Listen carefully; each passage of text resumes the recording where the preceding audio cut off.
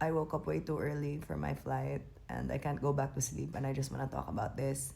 People are giving shade towards current beauty queens in the Philippines who employ the dramatics and um, social media and just doing all of these different tips and tricks to introduce themselves, or that they employ the dramatics to introduce them joining a specific pageant, and again comparing them to Catriona Gray is counterproductive. Why?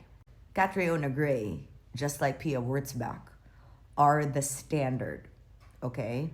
They are queens, they are winners, but it is not fair to compare current queens that have not won yet and simply are joining and shading them for trying too hard. Since when do we hate on people for trying too hard? And then I remember, yes, ganun talaga ang Pinoy. When Catriona Gray joined the Miss Universe pageant, she did not have the theatrics, she did not employ the dramatics because, she reserved that for when she represented us in the Miss Universe.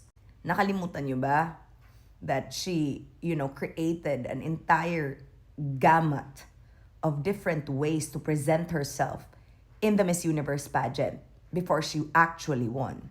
So why are you hating on the current queens who do the same even for just the Miss Universe pageant here in the Philippines? Kanya-kanya talagang laro yan, be. Why are you shading queens that would employ the theatrics? Why don't you join them? Why don't you do the same for your representative? Because it smells like suya. It smells like insecurity for those queens who cannot do the same thing. But let's be honest, pageantry in the Philippines have evolved. It has evolved into becoming more dramatic, becoming more theatric. It has employed more than just simplicity in presenting yourself, because that's what you're trying to say. You're trying, to shade the current queens, na umaura at musalida in Bisaya.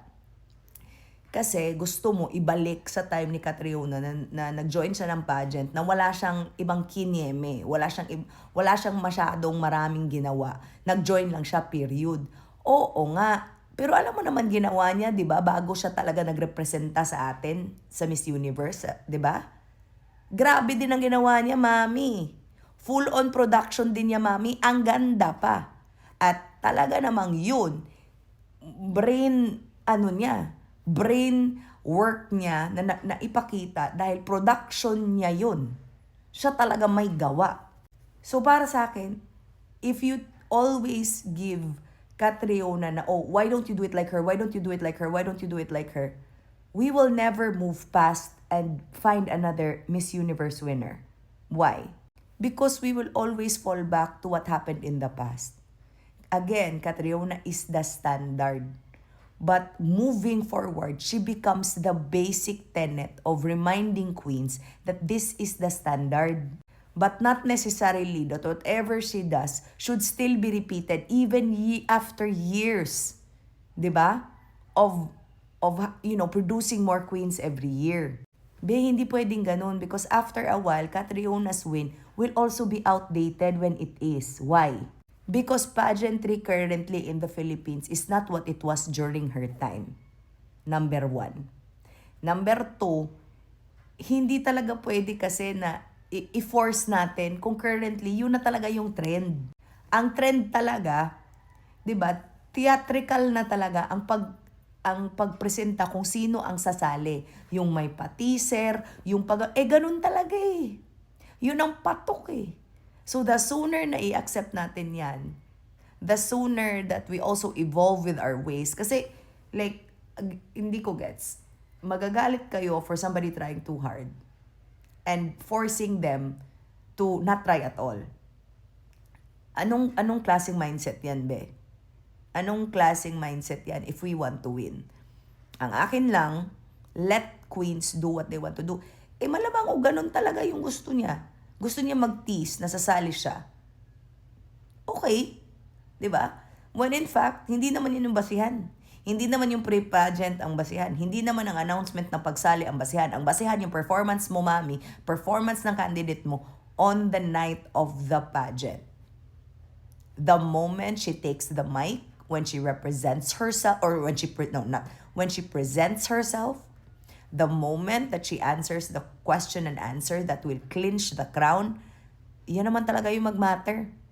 Kaya pabayaan mo na ang mga queens na gustong umaura bago ang pageant, kasi it could be one of two things. It could be one, alam niya that she may not be able to fight with the front runners in the actual pageant. That could be one. Number two, alam niya that she has that value and she wants to peak early. Let her.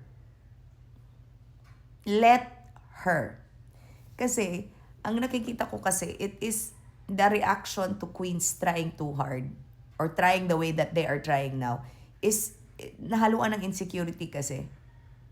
Because hindi kaya ng kandidata na gusto mo. Kaya nagagalit ka na nauusungan ng ibang kandidata yung kandidata na gusto mo kasi hindi siya na ganun. Kasi for me, 'di ba? Nakita mo na nag-announcement ng ganito, na nagpa-teaser ng ganito, kung hindi mo gusto yung ganyan, di ignore. Focus on the girls that, enter the pageant the way you want to enter the pageant. Kasi ang problema kasi sa Pilipino ngayon, kung hindi nila ang trip mo, gusto ka nilang ipa-feel bad sa trip na gusto mo. Hindi dapat ganun.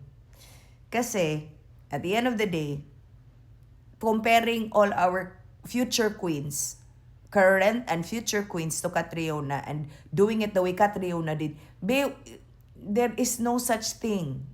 It does not work that way. There will never be another Pia Wurtzbach doing it like Pia did it, or there will never be another Catriona Gray the way Catriona did it, because they are individuals that can never be replicated even if they had twins. Okay? So what we can do now is to rally behind the queens that we currently have.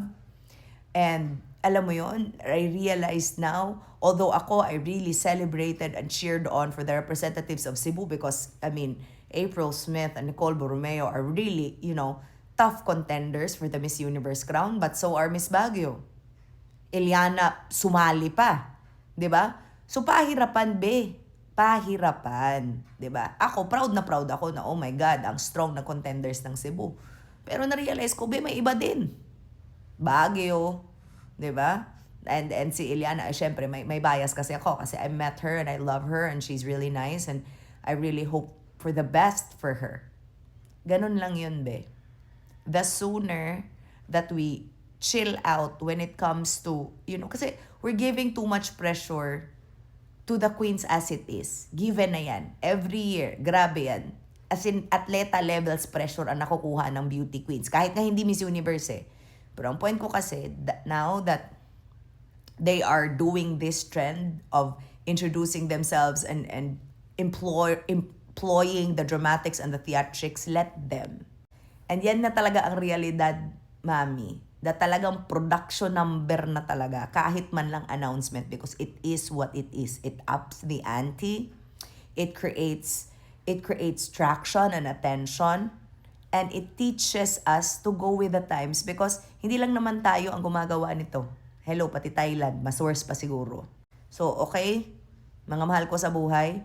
Kaya nga ba yung personal preference kasi natin, nahahaluan ng insecurity. Kaya ganyan tayo mag-isip. Gusto nating hilaing pababa ang mga taong umi-effort para umusad.